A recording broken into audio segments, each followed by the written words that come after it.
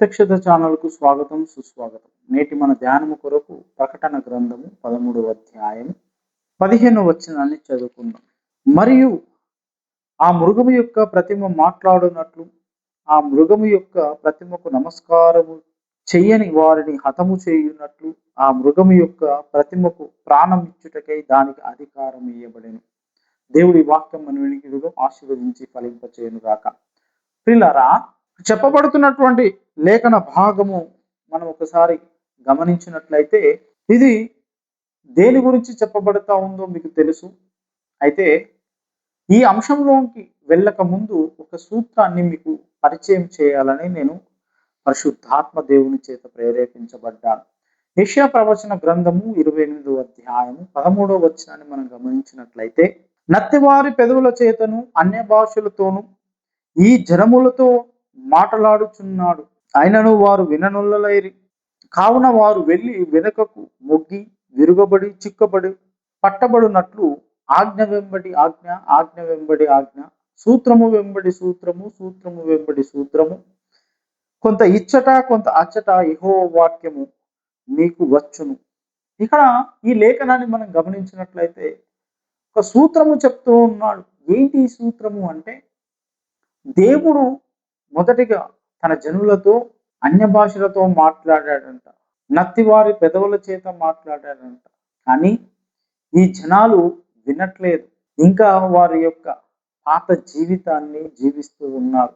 అయితే వీరిని శిక్షించడానికి దేవుడు చేసినటువంటి ఒక కఠినమైనటువంటి చర్య ఏమిటంటే, వీళ్ళు వెనకకి వెళ్ళిపోవాలి, తిరిగి చిక్కబడాలి, విరిగిపోవాలి, నా జనాంగంగా ఉండకూడదు అని చెప్పి దేవుడు ఆజ్ఞ వెంబడి ఆజ్ఞ, ఆజ్ఞ వెంబడి ఆజ్ఞ, సూత్రము వెంబడి సూత్రము, సూత్రము వెంబడి సూత్రము, కొంత అచ్చట కొంత అచ్చట యెహోవా వాక్యం మీకు వచ్చును అని చెబుతూ ఉన్నాడు. ప్రియులారా, దేవుడు ఇది చూడడానికి, మనం వినడానికి, గమనించడానికి చాలా చిన్నదిగా అనిపిస్తుంది. యెహోవా వాక్యం కొంత ఇచ్చట కొంత అచ్చట వస్తుంది అంటే, ఈ 66 గ్రంథాలలో ఉన్న మొత్తం యెహోవా యొక్క వాక్యమే కదా, యెహోవా వాక్యమే కదా. కొంత ఇచ్చట రావడం కొంత అచ్చట రావడం ఏంటి? ఆజ్ఞ వెంబడే ఆజ్ఞ, సూత్రం వెంబడి సూత్రం రావడం ఏమిటి అంటే, దీంట్లో ఉన్న ప్రతి ఆజ్ఞ ఆజ్ఞకు మధ్యలో ఏముంది అంటే ఓ సారాంశం ఉంది. మధ్య చాలా తెలుసుకోవలసిన అంశాలు ఉన్నాయి. అన్ని ఆజ్ఞలు ఒకే రీతిమైనటువంటి ఆజ్ఞలు కాదు, అన్ని సూత్రములు ఒకేలాగా ఉపయోగించబడేటి సూత్రాలు కాదు. అందుకనే యెహోవా వాక్యం కొంత ఇచ్చట కొంత అచ్చట రావాలని దేవుడు నియమించి పెట్టాడు. చాలా మందికి అర్థం కాకూడదని. అంటే ఇక్కడ గమనించాల్సిన విషయం ఏమిటంటే, తన జనాంగము వెనుకకు విరిగి వెనకకి వెళ్ళిపోవాలి, వాళ్ళు చిక్కుబడాలి, పట్టబడాలి, విరిగిపోవాలి అని దేవుడు అనుకుంటూ ఉన్నాడు, ఆక్షేపిస్తూ ఉన్నాడు. ఎందుకో తెలుసా? వీళ్ళ యొక్క పాత జీవితాన్ని, పాత జీవితం యొక్క లో చేస్తున్నటువంటి అనేకమైనటువంటి నీచపు కార్యాలను దేవుడు చూసి సహించి విసిగి దేవుడు ఈ యొక్క శిక్షను అమలు చేస్తూ ఉన్నాడు. దేవుని యొక్క వాక్యము కొంత ఇచ్చట కొంత అచ్చట వస్తే ఎందుకు వాళ్ళకు శిక్ష అనుభవించిన వారు అవుతారు అంటే, వాళ్ళు తెలుసుకొని మళ్ళీ తిరిగి దేవుని వైపు తిరగకుండా ఉండడం కొరకు దేవుడు ఈ ఆజ్ఞ పెట్టాడంట. అలాగే మార్కు సువార్త 4వ అధ్యాయము 11వ వచనము, అందుకు ఆయన దేవుని మర్మము మీకు అనుగ్రహింపబడి ఉన్నది గాని వెలుపల నుండవారు ఒకవేళ దేవుని వైపు తిరిగి పాప క్షమాపణ పొందుదురని వారు చూచుటకైతే చూచియు కనుగొనకను, వినుటకైతే వినియు గ్రహింపకను ఉండుటకు అవన్నీ ఉపమాన రీతిగా వారికి బోధింపబడుచున్నవని వారితో చెప్పాను. యేసుప్రభుల వారు చెబుతున్నటువంటి మాట ఏమిటంటే, దేవుని రాజ్య మర్మము తెలుసుకొనుటకు మీకు అనుగ్రహించబడి ఉన్నది. మీకు అంటే ఎవరితో మాట్లాడుతున్నాడు అంటే, శిష్యులతో మాట్లాడుతూ ఉన్నాడు. చూడండి, అదే అధ్యాయం 10వ వచనం, ఆయన ఒంటరిగా ఉన్నప్పుడు 12 మంది శిష్యులతో కూడా ఆయన చుట్టూ ఉండిన వారు ఈ ఉపమానమును గూర్చి ఆయనను అడిగిరి. శిష్యులతో పాటు కొంతమంది ఉన్నారు. వీళ్ళు ఏం చేస్తూ ఉన్నారంటే దేవుణ్ణి అడుగుతూ ఉన్నారు. ఏమని అడుగుతున్నారు? అయ్యా, నీవు చెప్పిన ఈ ఉపమానం ఏమిటి? అని అడిగినప్పుడు విత్తువాని యొక్క ఉపమానం గురించి మాట్లాడుతున్నారు అక్కడ.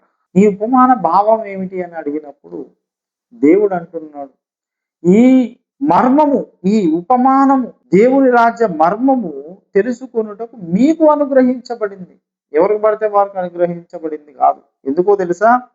ఒకవేళ వాళ్ళు విని గ్రహింపకుండునట్లు చెబుతున్నాడు. దేవుని వైపు తిరిగి పాపక్షమాపణ పొందుదురని, ఒకవేళ దేవుని వైపు తిరిగి పాపక్షమాపణ పొందుతారేమో అని దేవుడు చెబుతూ ఉన్నాడు. వాళ్ళు పొందకూడదు, ఎందుకంటే అది మీకు అనుగ్రహించబడింది.